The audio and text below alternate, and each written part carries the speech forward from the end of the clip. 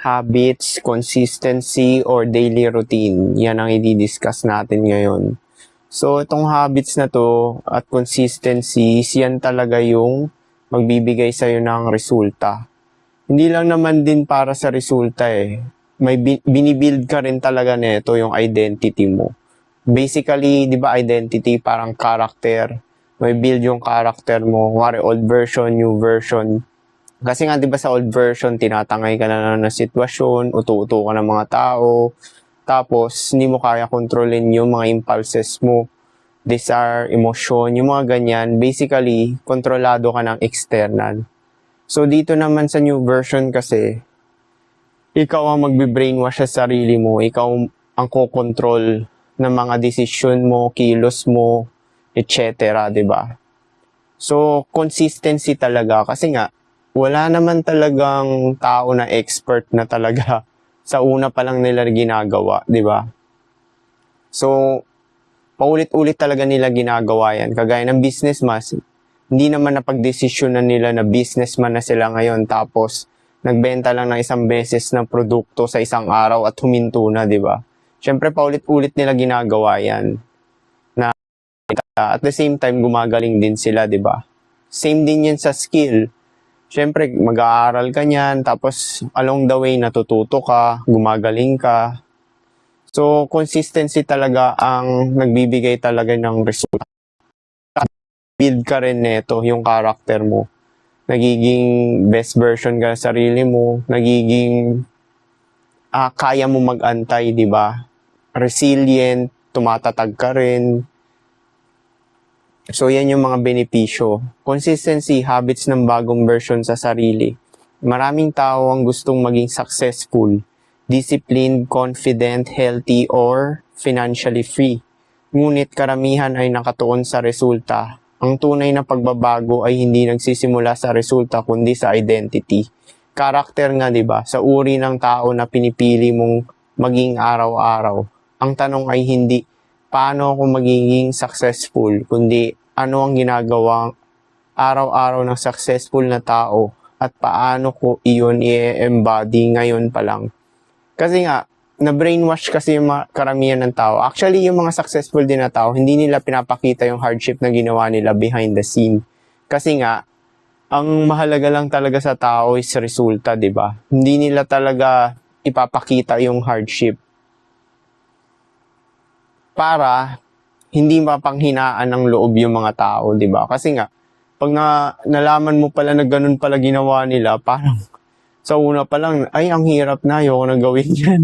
Majority ng mga tao kasi, di ba, parang iniisip nila na may instant success or instant na pagbabago talaga na parang yung pagbabago, everyday mo na pagpili, pwede ka mag-instant na pagbabago. I mean, yung resulta, di ba? Yung resulta kasi nakafocus majority ng tao. Hindi yung everyday na ginagawa talaga. Ang new version ng sarili ay hindi biglaan. Hindi ka nagiging bagong tao sa isang malaking desisyon. Nagiging bago kang tao sa libo-libong maliliit na desisyon araw-araw.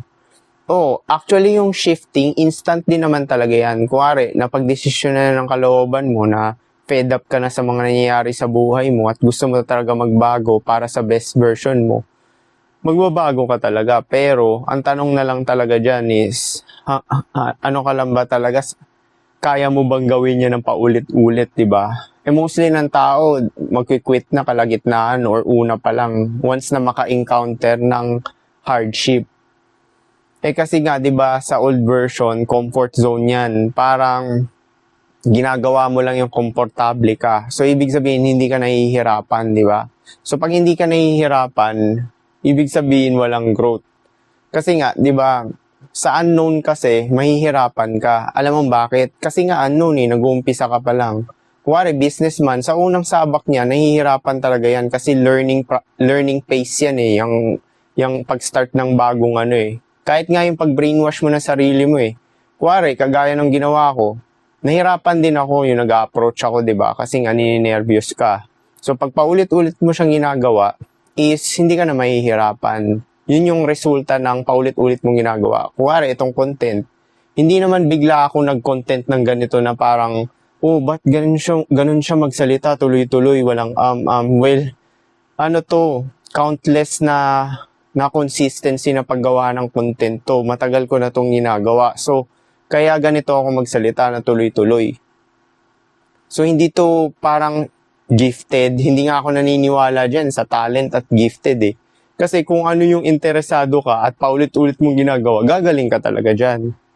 Kapag pinili mong gumising sa oras, magtrabaho kahit walang motivation, magbasa kahit pagod, mag-ehersisyo kahit tinatamad, tapusin ang responsibilidad bago maglibang, ipinapakita mo sa sarili mo na ikaw ay isang taong may control. Yun nga yun eh, kasi nga, kapag nag-set ka ng standards or daily routine or habits para sa ikakabuti mo at ng buhay mo, is susundin mo na lang talaga yan at mas uunahin mo yan kaysa ibang mga distractions. Kasi pag inuna mo yung distractions, self-betrayal ang mangyayari. Maiinis ka lang sa sarili mo kasi hindi mo natupad yung standards mo. Eh, magkakaroon lang naman talaga ng distractions kapag wala kang ambition or goals or tinatawag nilang purpose na ano, 'di ba? Mga cheesy, magkaroon ka ng purpose. Hindi, goals lang talaga, 'di ba? Kung ano yung goals na gusto mo para sa sarili mo. Pag wala ka kasi niyan, well, maraming distractions kasi wala kang pinagpupukusan eh. Eh, majority ng tao kasi tinatangay na lang talaga ng sitwasyon ng mga tao sa paligid nila, ng social media. So, scattered yung attention nila.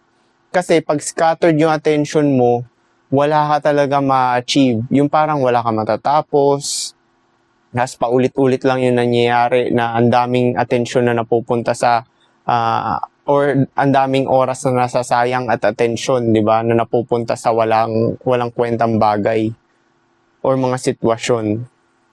Kasi pag nagkaroon ka talaga ng standards or goal para sa ikakabuti ng buhay mo, is yan talaga uunahin mo. Mawawala yung distractions, mawawala ka ng time sa mga taong nakikipagchismisan, mga taong walang tulong sa'yo sa pagsi-self-improve or pumera, or mga distractions, basically, kung ano pa man yan.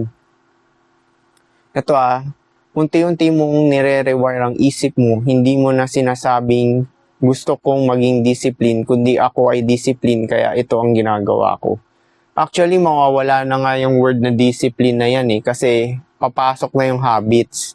Kasi nga, nire-rewire mo yung sarili mo sa version na gusto mo. So, ngayon pa lang talaga ginagawa mo na siya. Sa una talaga, mahirap talaga kasi unknown yan at hindi ka pa expert. So dahil nga naging komportable ka na sa new version dahil paulit-ulit mo siyang ginagawa, dahil sa consistency, naging habits na siya, hindi na discipline tawag dun. Daily routine na talaga. So yung dating mahirap sa'yo dahil nag-uumpisa ka pa lang, maning-mani na lang, basic na lang siya ngayon.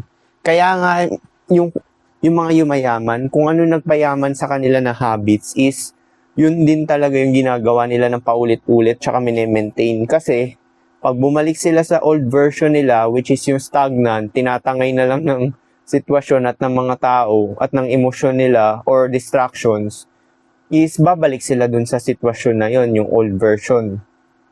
Kaya nga, may tawag dyan neuroplasticity. Kasi di ba sabi nila, mahirap baguhin yung habits, lalo na pag matanda ka. Pero totoo naman talaga yon. Pero kapag nag-start ka talaga at paulit-ulit mo siyang ginagawa, mababago mo talaga yung mga habits mo. Pero mahirap nga dahil nga unknown, di ba?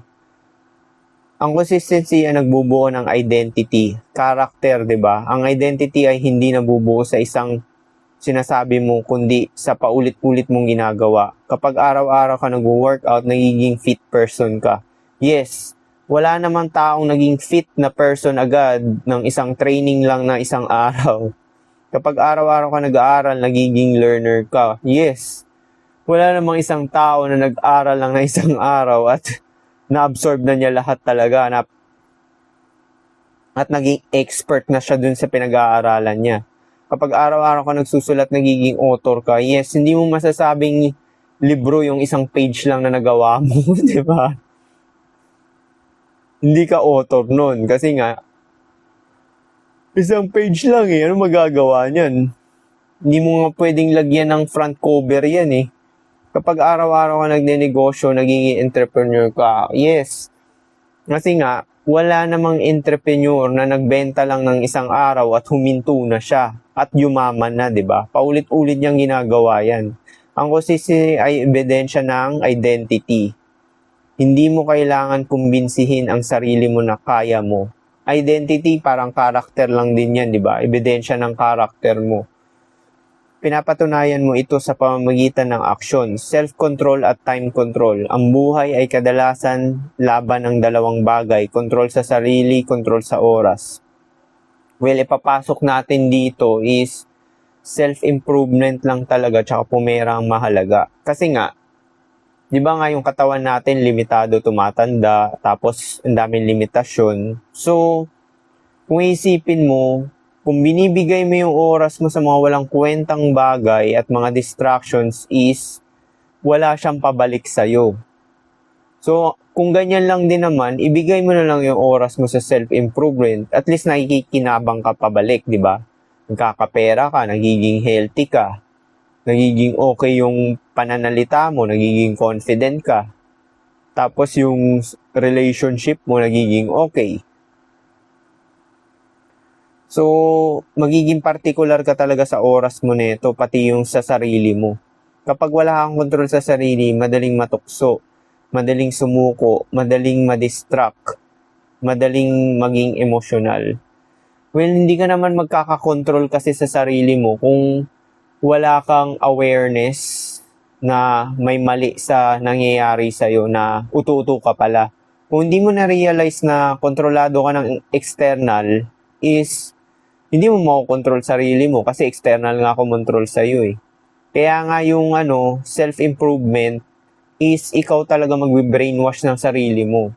Ikaw ang may choice sa mga gagawin mo everyday, ikaw ang may choice sa mga kakainin mo, ikaw may choice sa time ng mga gagawin mo, basically everyday, di ba? Kapag wala kang control sa oras, walang direksyon ng araw. Nauubos ang oras sa walang halaga. Naging reactive sa buhay kaysa proactive. O kapag wala ka talagang control sa oras, meaning yung oras ng pagtatrabaho, oras ng pagte-training, oras ng basically mga daily routine mo na tingin mo makakabuti sa'yo para sa self-improvement at pumera is magiging scattered din talaga yung mo. Kaya kailangan talaga mag-build ka ng system or yung tinatawag na system or structure, di ba? Structure na sa buhay mo. Maglagay ka dyan ng mga gagawin mo everyday, mag-set ka ng ganun, tapos paulit-ulit mo na lang siya gagawin. Pwede ka magdagdag or magbawas, depende sa adjustment na nakikita mo kung may improvement o wala. Pero kailangan mo talaga ng system kasi nababawasan na talaga yung emotion mo niyan, tsaka overthinking, tsaka decision fatigue, di ba? Kasi pag naglagay ka talaga ng system na gagawin mo everyday, no matter what gagawin mo siya, is naiwasan mo yung decision fatigue, overthinking, tsaka emotional, motivational backlash, yung parang mga ganyan, di ba? Kasi nga, majority ng tao nakikilos lang talaga base sa dinidikta ng katawan nila or emosyon. Ang taong may control sa sarili at oras ay nakakalikha ng momentum. Siya ang nagdedesisyon sa araw niya, hindi ang emosyon. Yes, kung tinatamad ka kasi, since may structure ka or daily routine, susundin mo na lang talaga siya kahit tinatamad ka. Parang hihilain mo talaga. Kaya nga self-programming, di ba? Ipoprogram mo yung sarili mo. Hindi ang social media, hindi ang opinion ng ibang tao. System ang tunay na susi. Madalas inisip ng tao na kailangan niya ng motivation. Pero ang motivation ay pabago-bago. May araw na mataas ang energy, may araw na mababa, may araw na inspired, may araw na hindi. Kaya ang tunay na sekreto ay hindi motivation. Ito ay system. Ito yung system or structure or daily routine. Ang system ang nagpapatuloy kahit wala kang gana. Yan nga yun di ba? Parang trabaho, di ba? Nangiempleo ka kasi kailangan mo yung pera, di ba? Ano ba yung structure ng employer, di ba? Or ng kumpanya?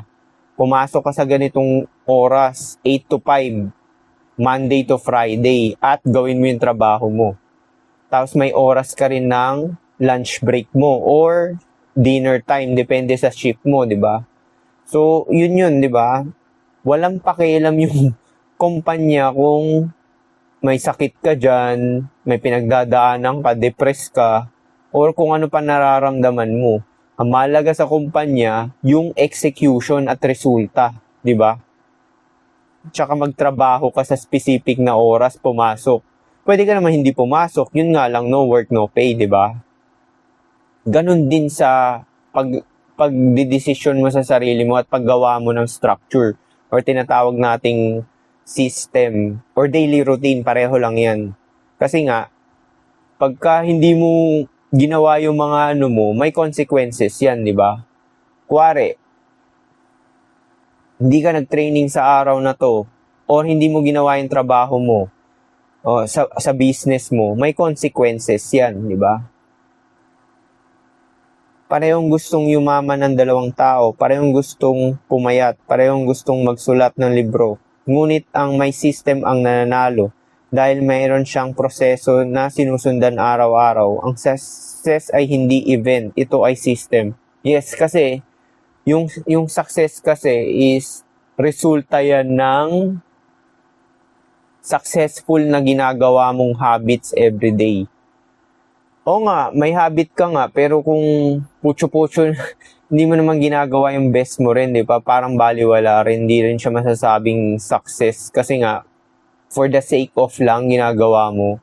Parang yung mga nangingi-employo rin, di ba? Na yung resulta nila, hindi pulido. Kasi nga, for the sake lang din. May chance pa sila matanggal, di ba? So, compounding effect ng maliliit na aksyon. Maraming tao ang minamaliit ang maliit na progreso, ngunit ang kalikasan mismo ay gumagana sa compounding. Yes, parang puno yan, di ba?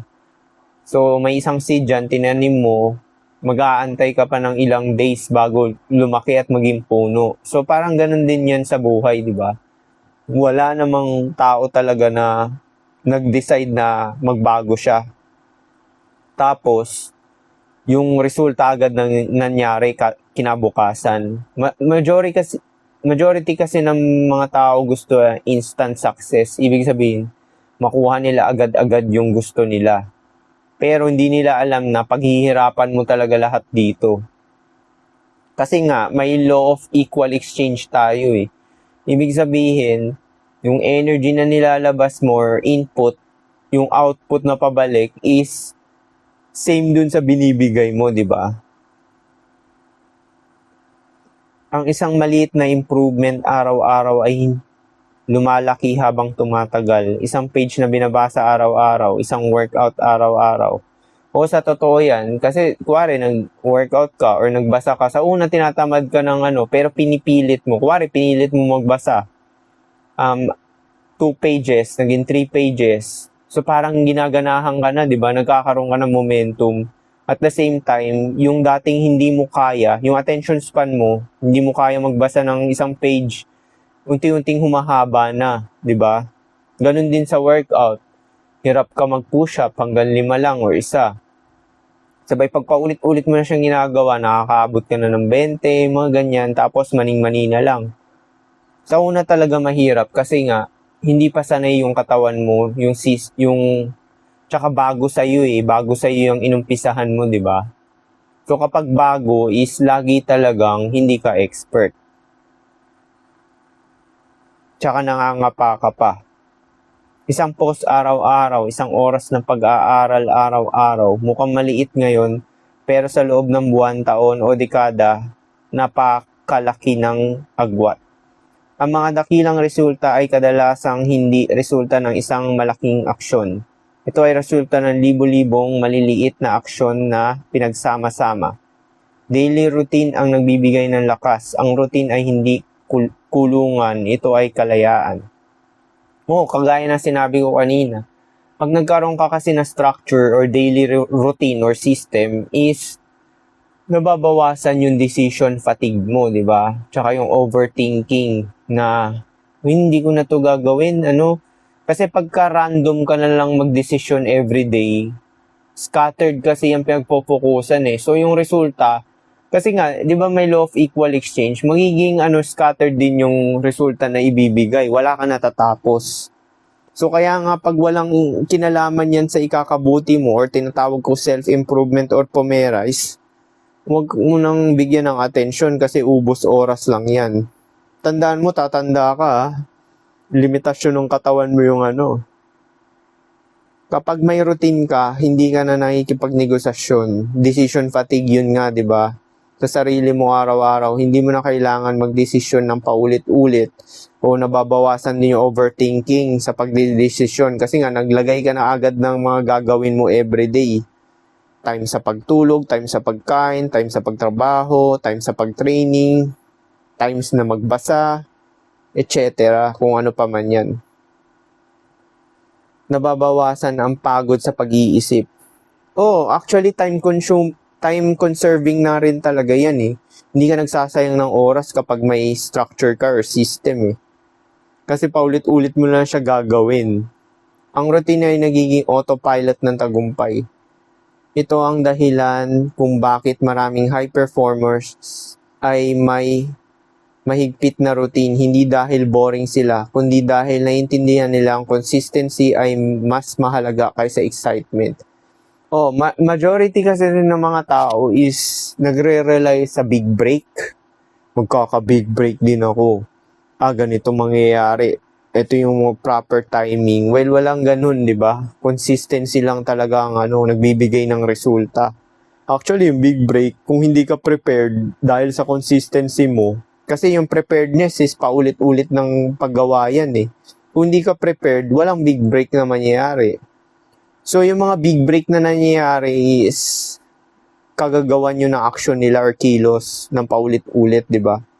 Parang yung mga tumataya sa loto, bira ka lang din naman makakita ng unang taya pa lang talaga na nanalo na.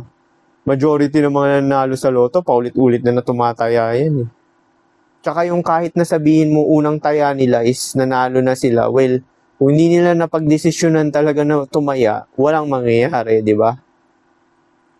So, ang opportunity talaga is meets preparation. Ibig sabihin, decision mo, di ba? At preparasyon mo.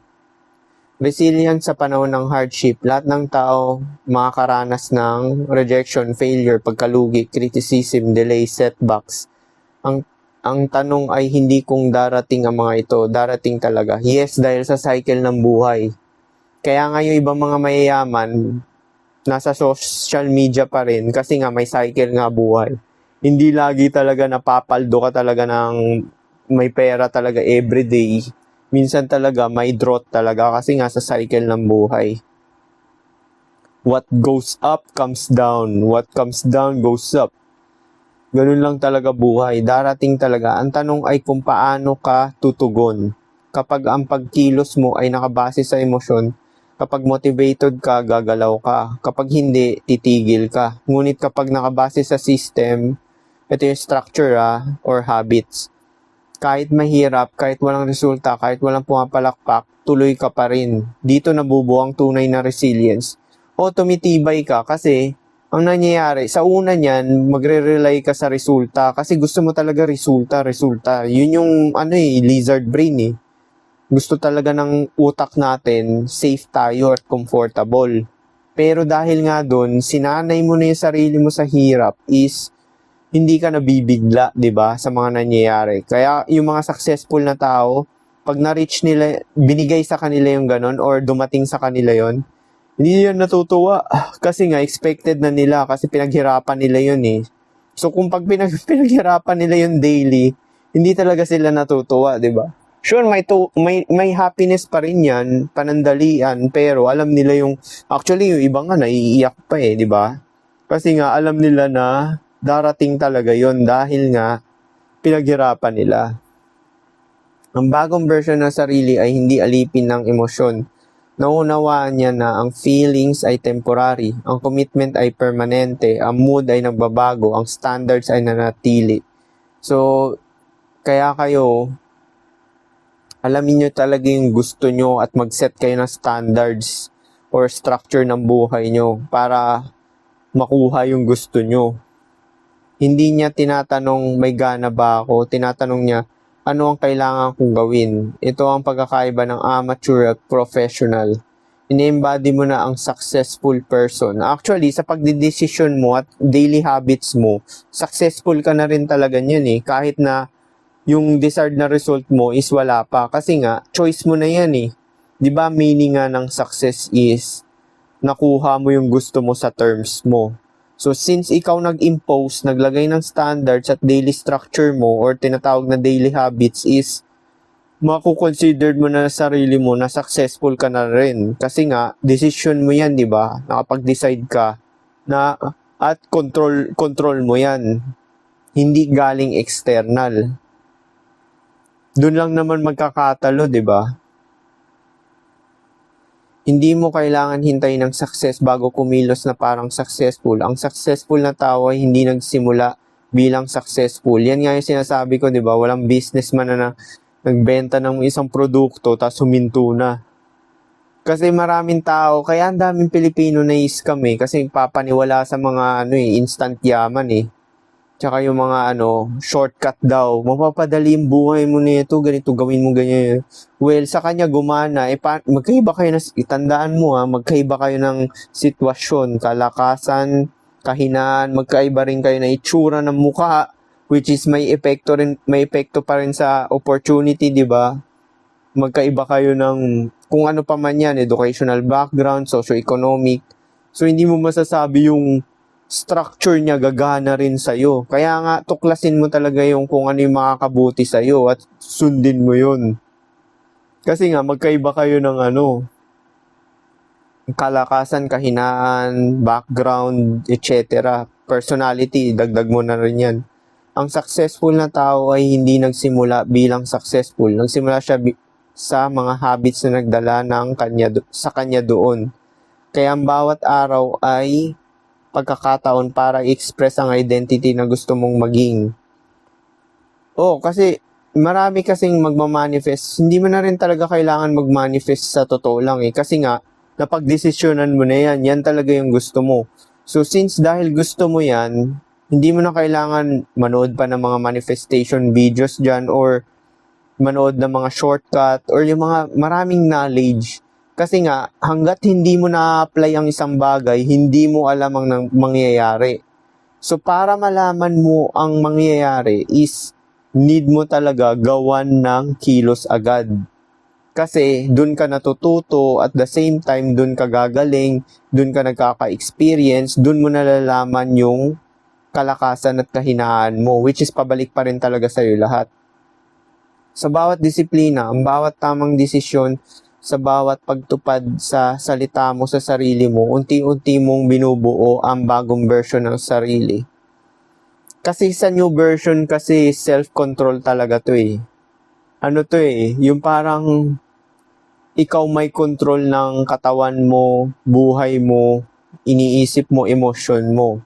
So ang focus mo lang dito, self, hindi kagaya ng old version na ang kumokontrol sa'yo, sitwasyon, environment mo, mga iniisip mo, brainwashing mo, tao sa paligid mo, in short, utu-utu ka, di ba?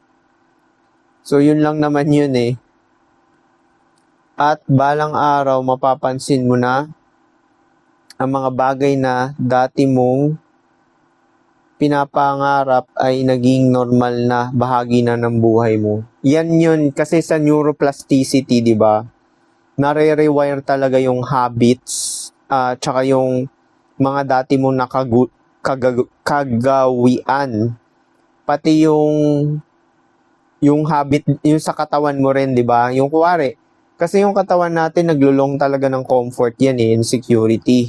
So pag sinanay mo talaga yung katawan mo or nire-wire mo siya, kasi may memory at brain din talaga yung body natin eh.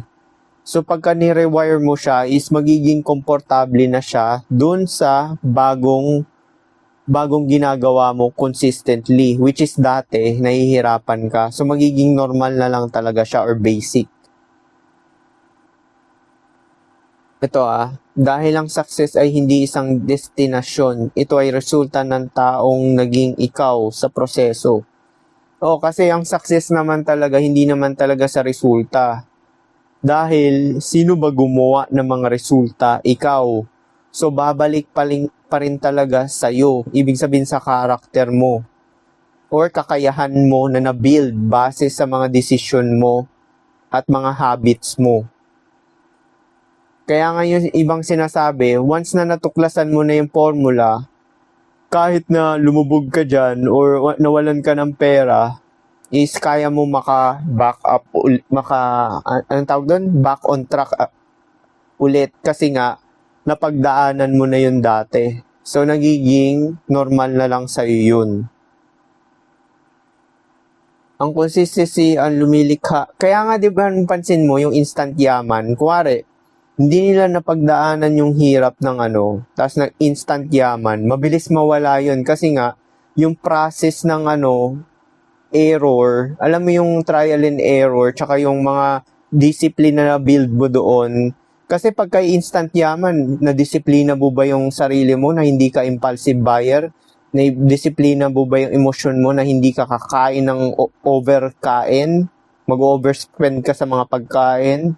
Na-disiplina mo ba yung sarili mo na or na-control mo yung sarili mo na magdesisyon sa pera mo kung saan mo ilalaan? Paano kung nilaan mo lang yung pera mo sa mga walang kwentang bagay, hindi investment na magbibigay sa'yo ng pera pabalik? Wala rin, di ba? Kaya yung ibang mga naging instant yaman dahil sa pagtaya ng loto ng isang beses, bumabalik sa pagkahirap kasi walang na-build na discipline sa sarili. Ito, ang consistency ay lumilikha ng identity, character yan. Ang identity ang lumilikha ng action. Ang action ang lumilikha ng compounding results. Actually, hindi na rin mahalaga yung resulta kasi nga, kagagawan mo yun di ba? So, ang process kasi, to whom you become, ibig sabihin, yung skills na na-build mo, resiliency, katatagan mo, tapos yung disiplina or habits na na-build mo sa sarili mo is nasa sayo na yon yung blueprint. Ibig sabihin, kahit mawalan ka man ng kung ano dyan, is hindi ka makokontrol. At ang compounding results ang lumilikha ng buhay na gusto mong maranasan. Yes. Actually, expected na rin talaga yon dahil nga sa mga daily habits mo.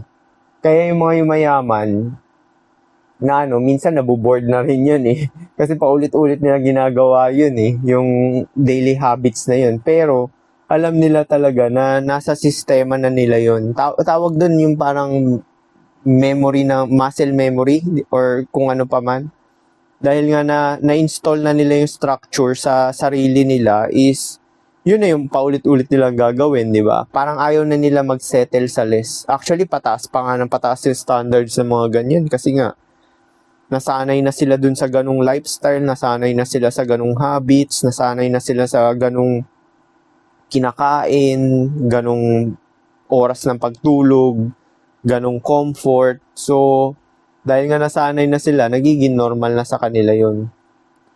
So, ngayon pa lang, mag-set na kayo ng standards at mag-daily structure or habits or daily routine at sundin nyo na lang talaga ng paulit-ulit. Yun, tingin nyo makakabuti sa'yo. So, paano? Kung gusto nyo yung ganitong video, mag-follow ka lang. Peace!